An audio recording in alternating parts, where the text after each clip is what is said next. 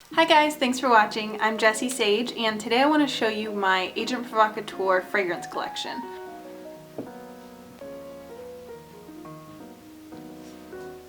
So Agent Provocateur is a British lingerie house, and it was founded in, I believe, 1995. So it's a lot younger than a lot of fashion houses and fragrance houses that you might be familiar with. The name Agent Provocateur in French means an agent who incites or provokes. So I really like that as the foundation for a lingerie brand because it's just so much different than just having the sheer purpose of just looking pretty. So all of their advertising always has some sort of spy situation going on in it. And I think that might be why I love the fragrance so much, because each of them, at first sniff, it smells like a very glamorous woman. Each one has its own smell, but it smells like a different type of beautiful woman. And then at second sniff, you get something a little bit more, and you find out that maybe she has a secret life or something like that. This is the original fragrance, Agent Provocateur. It's kind of like a grenade situation, like that. I'm not wearing any perfume right now, but by the end of this video, it's gonna be crazy. Whew. So this is the, oh gosh, it smells so good, Eau De Parfum, and this is the 3.4 ounce. So this is the bigger version of this bottle. I found out about this when I was about 22, and I've gone through quite a few bottles of this. I've never gone through a bottle of any fragrance until this one. And now I think I've gone through, I think 3 of these, plus a couple of little ones. So I don't think that any of Agent Provocateur's fragrances are for the faint of heart, or for those who are afraid to smell something vintage or something different, something weird.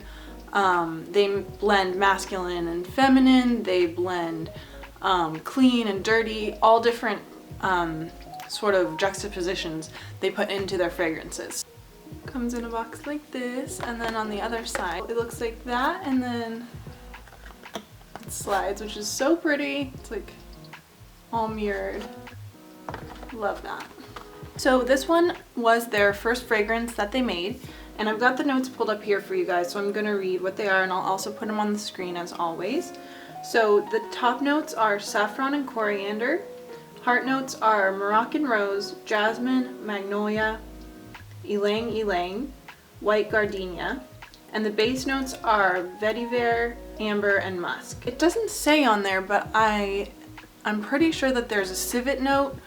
At least a lot of people in reviews have noted that there is civet, but it's not listed on there. Why I love this fragrance so much is because it's the perfect vintage fragrance. It smells rosy and powdery and musky.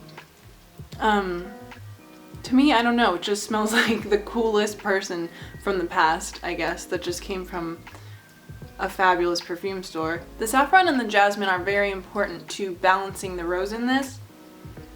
It's definitely a rose fragrance. You need to be somebody who likes roses to like this because it's not blended, but if you are, oh, it's just amazing. It has a very sharp note, especially when you first spray it. After a few hours of wear, it settles in and it becomes a very warm, musky, powdery, very sexy skin scent.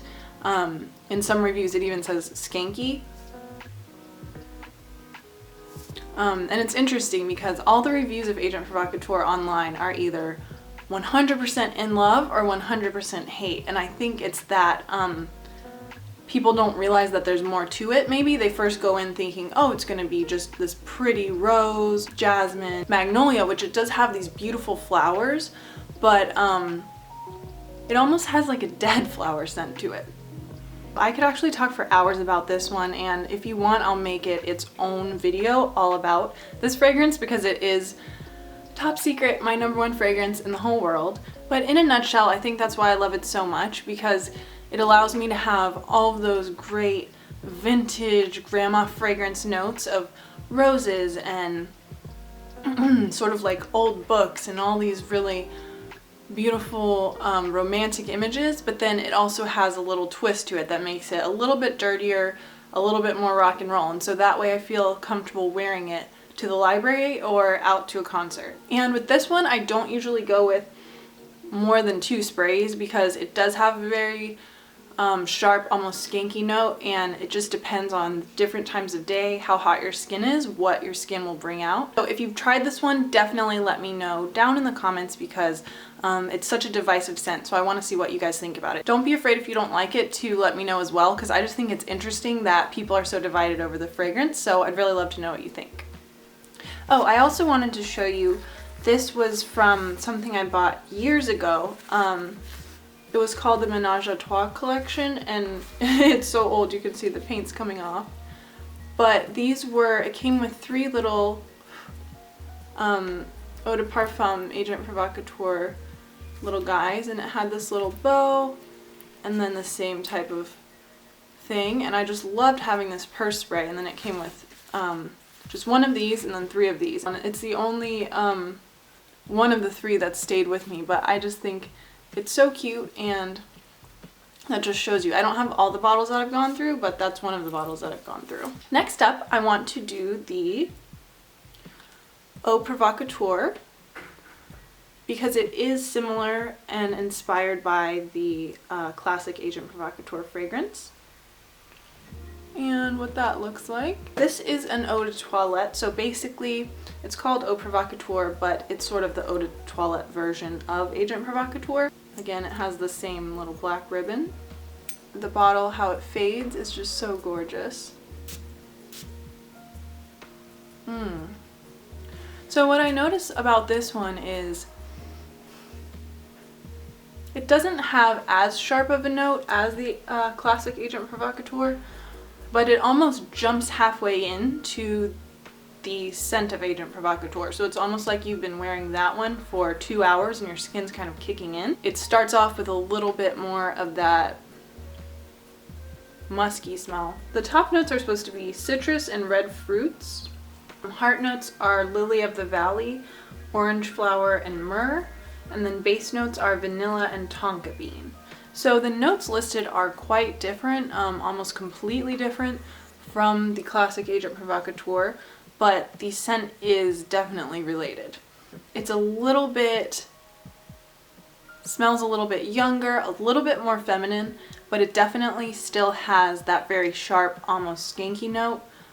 Civet is not listed, but I feel like from the get-go with this, I definitely am getting civet, whereas with the original, it has to build a little bit more in order for that scent to develop. You can just spritz it on when you're not looking for so much scent or something so serious. So in this one you can pick up a lot more of the lighter scent. So this one I would say it's sort of like the smell of a gin compared to a whiskey. It's very fresh, very floral, herbal almost, and then classic Agent Provocateur is more like a whiskey. It's very smoky. Next in line we have Maitresse, I think is how you say it. And this one has the red vinyl, leatherish thing. It's a beautiful gold bottle. Just gorgeous. I went and washed my arms off so I could continue spraying for you guys. Okay, so this one is very different. I'm still kind of trying to figure out this fragrance and trying to figure out like how to wear it. Especially compared to the bottle, it's very different than what you would think. It's very white, floral. Reminds me of like a lotion maybe somebody like my mom used or some southern lady used in my life. Very creamy, white floral. Maitresse means mistress. I thought it meant mattress for a really long time and I was like, why would they call a perfume mattress? But yeah, so apparently maybe it's supposed to smell like someone's idea of a mistress. To me, it's a very like Grace Kelly and an Alfred Hitchcock movie fragrance. she was always so cool and blonde and well-read, polite, and well-raised, but then there was something else going on where she would always be getting into trouble or something would be happening to her. This one was from 2006. Top notes are white lotus petals, ylang ylang, and violet leaves. So there you have the white lotus is definitely coming through right as you spray it. Heart notes are osmanthus, jasmine, and rose. I don't know what osmanthus is, I'll have to look that up. And then base notes are iris, amber, patchouli, and white suede. So it's interesting that iris is one of the base notes. That definitely could explain why there's white flower coming through the entire fragrance, because it comes from the base and also the top. So this one, out of all of the Agent Provocateur fragrances that I have, it's my least favorite, but I also haven't had it for that long, so sometimes it just takes a while for me to try things out in different situations and see how I like them. Comes in this all gold, gorgeous. And I love the just pure red color. Oops, there's my camera, hello. I love that pure, sexy red color on the gold. Last but not least, we have the Petale Noir. Black petal. A little bit different of a bottle, but it's so stunning. And it comes with the little black chain instead of the ribbon, which I think is really pretty. And it has like gold filigree all over the bottle. So this is an Eau De Parfum as well, and that's 1.7 ounces. Oops. Ooh. This one is just beautiful. Did I show you the box? Love it. This one is completely different from the Maitresse. It's juicy, very juicy,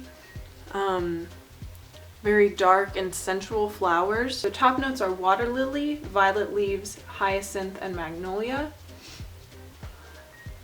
I'm definitely getting the water lily, which gives it a very exotic scent right from the beginning. Heart notes are rose, ylang ylang, neroli, heliotrope, and osmanthus. Like how I said that, ylang ylang. I got you guys. Somebody in the comments of an old video helped me figure out how to say it, so now I've had to say it like 5 times in this video, so thanks. And then the base notes are tobacco leaf, amber, leather, and ginger. The ginger is an interesting base note. Keeps it very fresh. It's very like tango-esque, like it definitely makes me think of something you would wear if you're going out to go tango dancing, because it's just very warm and sexy and exotic, like being outside. It's not a very like city fragrance, it's a very tropical nighttime fragrance. I love how the tobacco, leather, amber, and ginger base notes all sort of balance it. I've smelled a lot of sort of dark flower fragrances. I can't think of off the top of my head which ones. Something Victoria's Secret had, and they always have a really good smell that's really juicy, really dark and sexy, but then there's something that doesn't balance it because I think they're afraid to go there to get something that will truly balance that scent. But the leather, tobacco, amber, and ginger are perfect. So to me, this one is the least sort of undercover. It's very sexy right away. It doesn't have that smell of a good girl or a librarian or anything like that. It's just, yes, I'm here and I'm here to tango. The leather's nice now that it's drying down. I can smell the leather coming through. It gives it a little bit of a sharpness, but also a sharpness and a softness at the same time. Alright guys, that's it for this video. I hope this helped you figure out which fragrance might be right for you. And if you have any questions about it, please leave it in the comments down below and I will get to it as quickly as I can. This video was kindly sponsored by Notino.com, where they have so many gorgeous fragrance and beauty items for such great prices. I know that the Agent Provocateur prices, when they originally came out, they were all around $100, and I was able to get each of these bottles for under $40, some of them around $20 on Notino.com. I'll put the ad campaigns for Agent Provocateur and more info about these fragrances as well on my website, jessiesage.com. So let me know down in the comments what you guys want to see next, and I'll see you soon.